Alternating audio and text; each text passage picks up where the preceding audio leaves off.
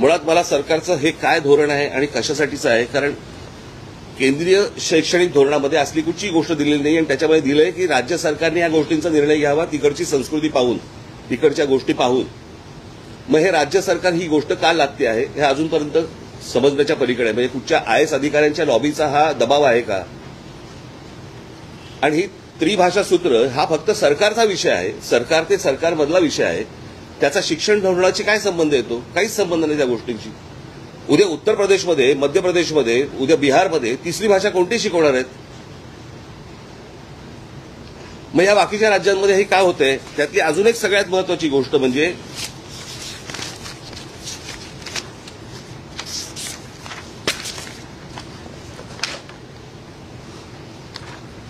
Gujarat council of educational research and training Gandhinagar, एक गुजरातची website आहे आणि त्या वेबसाईटवरती पहिलीपासून त्यांनी गुजराती, गणित आणि इंग्रजी अशा 3 भाषा ठेवल्या, म्हणजे 3 गोष्टी ठेवल्या.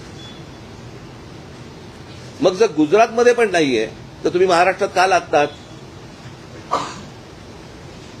महाराष्ट्राचं हे हिंदीकरण करण्याचा भाषा आहे. बघा, भाषा कुठची चांगली असते? उत्तम भाषा असते.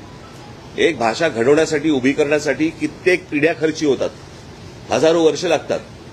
जशी गुजराती भाषा आहे, जशी मराठी भाषा आहे, जशी तमिळ भाषा आहे, प्रत्येक भाषा ही उत्तम भाषा असते.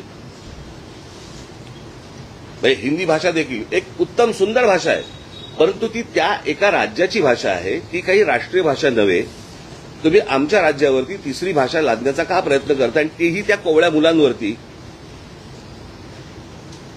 जे आतापर्यंत शैक्षणिक धोरण होतं की 6वी पासूनचा तुम्हाला ऑप्शनल तुम्हाला भाषा कुठची घ्यायची असेल ते, आणि उद्या तुम्ही कॉलेजमध्ये पण असतात ऑप्शनल भाषा असते, फ्रेंच असते, जर्मन असते. त्याला जी पाहिजे ती भाषा तो घेईल आणि आयुष्यात पुढे जाईल. तुम्ही हे का लादतात आणि कशासाठी लादतात ह्याच्या मागचं काय कारण आहे? मला असं वाटतं की तुम्ही पत्रकार म्हणून सरकारने ही गोष्ट विचारली पाहिजे. माझी आजची पत्रकार परिषद ही महाराष्ट्रासाठीची आहे, मराठी बांधवांसाठी, भगिनींसाठी आणि मातांसाठीची आहे, महाराष्ट्रातल्या शिक्षकांसाठीची आहे, महाराष्ट्रातल्या जेवढे पालक आहेत त्यांच्यासाठीची आहे, मुलांसाठीची आहे की ही सक्ती आपण लादून घेणार आहोत का महाराष्ट्रावरती? म्हणजे आधीच मराठी भाषेबद्दलची या प्रकारचे काही थोडी बहुत अनास्था आहे, त्याच्यामध्ये जर समजा हिंदी तुम्ही अजून जर समजा लादलीत तर उद्या ही भाषाच संपून जाईल. आणि हे कोणतं धोरण आहे मला कळलं नाही सरकारचं. जर समजा स्वातंत्र्याच्या वेळेला अगोदर जर समजा मिळाल्यानंतर भाषावर आंतररचना झाली आहे, प्रत्येक राज्याची प्रत्येकाची एक भाषा म्हणून जर समजा एक पकडलेली आहे, तर तिथे ह्या भाषा लादण्याचा का प्रयत्न करतात? ह्याच्यामध्ये काय राजकारण आहे? की अजून काहीतरी नवीन विषय भरकटवण्यासाठी म्हणून हे परत तुम्ही आणताय का? मला असं वाटतं की पत्रकार म्हणून तुम्ही हे सरकारला विचारणं गरजेचं आहे. माझी महाराष्ट्रातल्या सगळ्या संपादकांना, पत्रकारांना, माझी लेखकांना, साहित्यिकांना माझी विनंती आहे की तुम्ही कठोर शब्दामध्ये याच्यावरती बोललं पाहिजे. तुम्ही या गोष्टी आज जर समजा हा विषय दादला गेला तर मी तुम्हाला आत्ता सांगतो, भविष्यातल्या पुढच्या नजीकच्या काळामध्ये मराठीचं अस्तित्वच हे महाराष्ट्रात ठेवणार नाही. मराठी साहित्य संपवून टाकतील, मराठी सगळ्याच गोष्टी संपवून टाकतील आणि केंद्र सरकारच्या वरवंट्याखाली अख्खा महाराष्ट्र भरडला जाईल. आणि म्हणून माझी महाराष्ट्रातल्या सर्व तमाम नागरिकांना माझी विनंती आहे की याला तुम्ही जेवढा विरोध करता येईल तेवढा केला पाहिजे. प्रत्येक शाळांनी या गोष्टींना विरोध केला पाहिजे आणि शाळा ह्या हिंदी कशा शिकवतात हेच आम्ही बघू.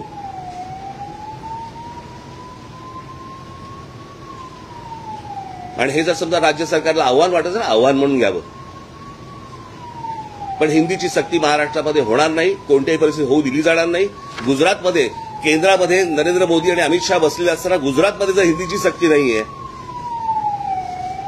आंध्र प्रदेशमध्ये नाहीये, तामिळनाडूमध्ये नाहीये, केरळमध्ये नाहीये,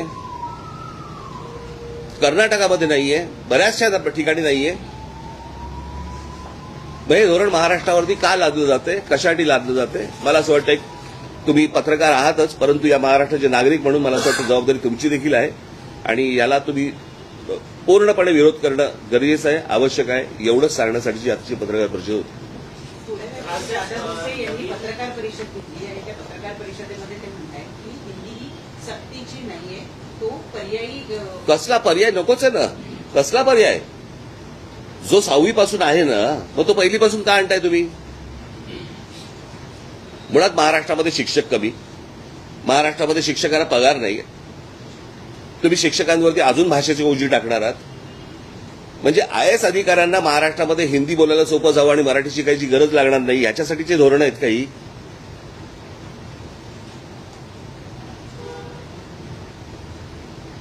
महाराष्ट्रातलं सरकार मराठी असेल तर मला असं वाटतं त्यांनी या गोष्टींचा विचार करणं गरजेचं आहे आणि तात्काळ ही गोष्ट सक्तीची मागे घेणं गरजेचं आहे. आज आमचं पत्र जाणार आहे पहिल्यांदा सर्व शाळांमध्ये आणि कोणत्या शाळा हिंदी शिकवतात तेच मला बघायचं. राष्ट्रीय शैक्षणिक धोरणाचा जो दाखला दिला जातो त्याच्यातही काही नाहीये, त्यात सुद्धा सक्तीचा कुठे उल्लेख त्याच्यात नाहीये. मग मुख्यमंत्री सातत्यानं त्याचा दाखला का देतात? खोटं बोलतायत. कारण केंद्र सरकारने याच्यामध्ये सांगितलं राज्य सरकारने या गोष्टींचा तिथल्या स्थानिक गोष्टींवरचा विचार करून निर्णय घ्यावा. त्याच्यामुळे हा केंद्राचा विषय येत नाही. हे काय चालू आहे मला काही राजकारण मला माहिती नाहीये.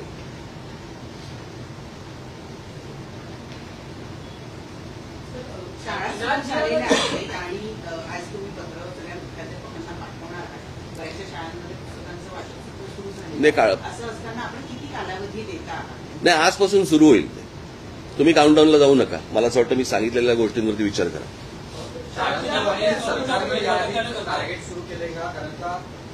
नाही, मला ह्याच्या खोलात जाईल. मला सांगा ह्या गोष्टींची गरज आहे का? तुम्ही बाकी ते 17 वर्ष 12 वर्ष 10 वर्ष जाऊ नका त्याच्यामध्ये. या गोष्टींची गरज आहे का? आम्ही शिकलोच ना रे इथे. तुम्ही कधीतरी तुम्ही पण मराठी बंद जाता, कधीतरी हिंदी चॅनलला जाता आणि हिंदी बोलायला लागतं ना. ते काय शाळेत शिकून जातं काय?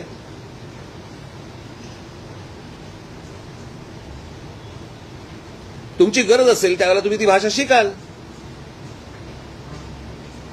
परंतु भाषा लादायची याला काय अर्थ आहे? बरं, कोणती भाषा जी राष्ट्रीय भाषा नाही, जी एका राज्याची भाषा आहे? मग माझे हेच प्रश्न आहेत ना. प्रश्न असा आहे की या सगळ्या याच्यामध्ये मध्य प्रदेशमध्ये, उत्तर प्रदेशमध्ये, बिहारमध्ये तिसरी भाषा कोणती शिकवणार आहेत? मराठी.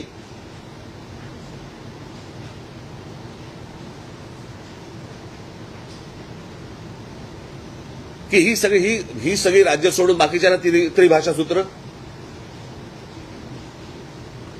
बरं, यांच्या स्वतःच्या राज्यामध्ये पण नाहीये हिंदीची सक्ती. गुजरातमध्ये एवढं तर आपल्या महाराष्ट्राला कळलं पाहिजे.